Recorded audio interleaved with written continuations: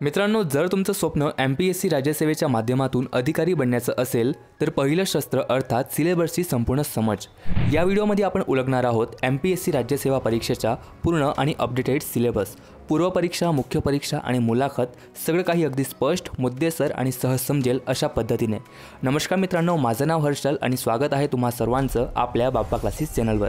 जर का तुम्ही या चॅनलला फर्स्ट टाइम व्हिजिट करत असाल तर चॅनलला नक्की सबस्क्राईब करा, जेणेकरून तुम्हाला MPSC व UPSCची नवीन टर्म अपडेट मिळत राहील. तर MPSC राज्यसेवा परीक्षा ही 3 टप्प्यांमध्ये घेतली जाते. फर्स्ट आहे पूर्व परीक्षा अर्थात प्रिलिमिनरी एक्झामिनेशन.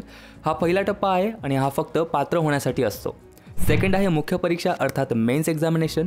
हा महत्त्वाचा टप्पा आहे ज्यावर अंतिम निवड अवलंबून असते. आणि शेवटी मुलाखत अर्थात इंटरव्ह्यू हा शेवटचा टप्पा आहे जिथे तुमच्या व्यक्तिमत्वाची चाचणी होते.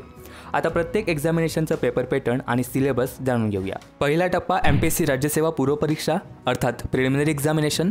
तरी पूर्व परीक्षामध्ये 200 गुणांचे 2 पेपर असतात. दोन्ही पेपर्स ऑब्जेक्टिव्ह अर्थात MCQ टाईपचे असतात. दोन्ही पेपर एकाच दिवशी असतात आणि दोन्ही पेपरांसाठी तुम्हाला 2-2 तासांचा वेळ दिला जातो.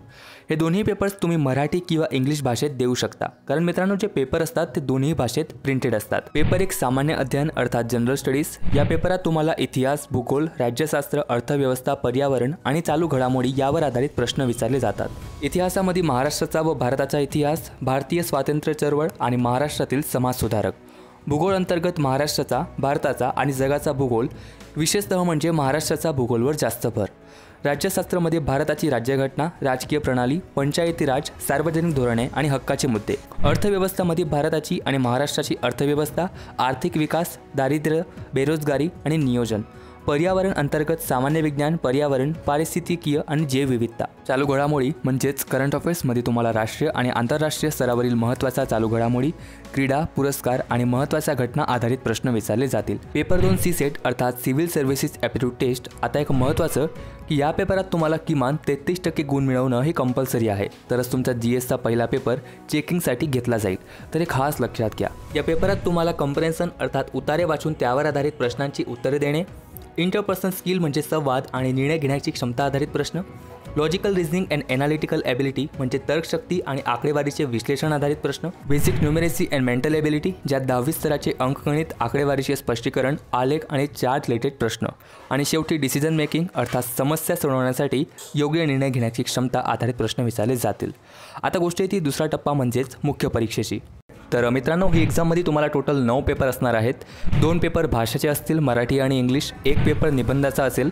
4 पेपर GS म्हणजे जनरल स्टडीजचे असतील आणि 2 पेपर ऑप्शनल सब्जेक्टचे असणार आहेत. तर मित्रांनो, या 9 पेपरपैकी पहिले 2 पेपर मराठी आणि इंग्लिश हे सुद्धा क्वालिफाईंग नेचरचे पेपर असणार आहेत. म्हणजे मराठी आणि इंग्लिश या दोन्ही पेपरांचे 300 गुण असणार आहेत, ज्यात तुम्हाला कमीत कमी 25% गुण मिळवायचे आहेत. अर्थात 300 पैकी 75 गुण तुम्हाला कंपल्सरी आणायचे आहेत, तरच तुमचे पुढचे पेपर चेकिंगसाठी घेतले जातील. आता गोष्ट आहे ती मेरिट बेस 7 पेपरांची. तर मित्रांनो, इथे प्रत्येक पेपरही 250 गुण असतील आणि ही मेन्स एक्झामचे सगळे पेपर डिस्क्रिप्टिव्ह टाईप असणार आहेत, म्हणजे लेखित प्रकाराचे. प्रत्येक पेपरासाठी तुम्हाला 3 तासांचा वेळ दिला जाईल आणि ही मेन्स एक्झामसुद्धा तुम्ही मराठी किंवा इंग्लिशमध्ये देऊ शकता. आता जर का तुम्ही एक नॉन मराठी स्टुडंट असाल आणि सगळे पेपर इंग्लिशमध्ये देऊ इच्छिता तर ऑफकोर्स तुम्ही देऊ शकता, परंतु मराठी विषयाचा जो पेपर आहे तो तुम्हाला मराठी भाषेतच द्यावा लागेल, कारण ही एक्झाम देण्यासाठी तुम्हाला मराठी भाषा बोलता, वाचता व लिहिता आलीच पाहिजे. शेवटचे 2 पेपर हे ऑप्शनल सब्जेक्टचे असतील, ज्यात तुम्हाला ऑलमोस्ट 25 विषयातून एक वैकल्पिक विषय निवडता येईल. आता आपण प्रत्येक पेपर वाईज सिलेबस पण जाणून घेऊया. तर पेपर 1 मराठी. या पेपरात तुम्हाला दिलेल्या उताराचे आकलन, सारांश लेखन, वाक्यप्रचार, म्हणी, शब्दसंग्रह, लघुनिबंध, इंग्रजीमधून मराठी भाषांतर सारखे प्रश्नांची तयारी तुम्हाला या मराठीच्या पेपरासाठी करायची आहे. Paper 2 English. तर या पेपरामध्ये पण तुम्हाला त्याच प्रकारे दिलेल्या उताराचे आकलन म्हणजे comprehension of given passage, passive writing, usage and vocabulary, short essay आणि ट्रान्सलेशन असणार आहे. पेपर 3 निबंध. या पेपरात तुम्हाला विविध विषयांवर एकूण 3 निबंध लिहायचे असतात. हे निबंध तुम्ही मराठी किंवा इंग्रजीपैकी तुम्ही निवडलेल्या भाषेत लिहू शकता. पेपर 4 सामान्य अध्ययन 1. या पेपरामध्ये प्रामुख्याने भारतीय वारसा आणि संस्कृती, आधुनिक भारताचा इतिहास, तेही महाराष्ट्राचा विशेष संदर्भासह, जगाचा आणि महाराष्ट्राचा भूगोल आणि भारतीय समाज. पेपर 5 सामान्य अध्ययन 2. या पेपरामध्ये भारतीय संविधान, राज्यव्यवस्था, सामाजिक न्याय, आंतरराष्ट्रीय संबंध आणि प्रशासन. पेपर 6 सामान्य अध्ययन 3.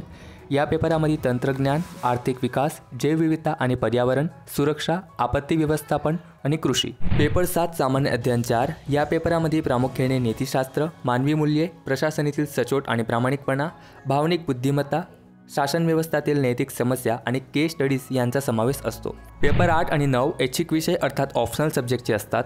जसं मी आधी सांगितलं, आयोगाने दिलेल्या विषयांच्या यादीतून कोणताही एक विषय निवडायचा असतो, ज्यावर आधारित हे 2 पेपर असतात. आता या मुख्य परीक्षेतील गुणवत्तेनुसार निवडलेल्या उमेदवारांना मुलाखतीसाठी बोलवले जाते. हा अंतिम टप्पा असून यामध्ये उमेदवाराचे व्यक्तिमत्व, संवाद कौशल्य, निर्णय घेण्याची क्षमता, सामाजिक जाणीव तसंच सामान्य ज्ञान तपासले जाते.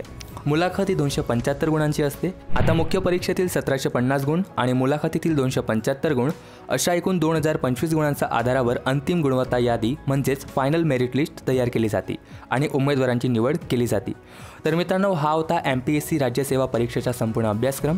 या संपूर्ण अभ्यासक्रमची PDF तुम्हाला कमेंट सेक्शनमध्ये मिळून जाईल. तर आत्ताच डाउनलोड करा आणि तुमच्या आवडीच्या विषयापासून अभ्यासाला सुरुवात करा. हा व्हिडिओ तुम्हाला उपयुक्त वाटला असेल तर याला लाईक करा, आपल्या मित्रांसोबत शेअर करा आणि अशाच माहितीपूर्ण व्हिडिओसाठी आपल्या चॅनलला सबस्क्राईब करायला विसरू नका. भेटूया पुन्हा एका नवीन व्हिडिओमध्ये. तोपर्यंत हर हर महादेव.